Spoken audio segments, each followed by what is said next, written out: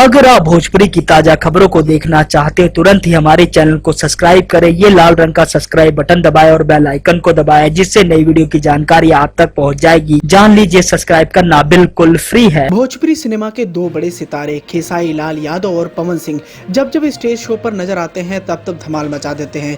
अभी तक इन दोनों सुपरस्टारों की एक साथ कोई भी फिल्म नजर नहीं आई है, लेकिन दोस्तों ऐसे में निशांत उज्ज्वल के बर्थडे पर खेसारी लाल यादव और पवन सिंह के साथ काजल राघवानी दिखाई दी और दोनों ने जमकर ठुमके लगाए।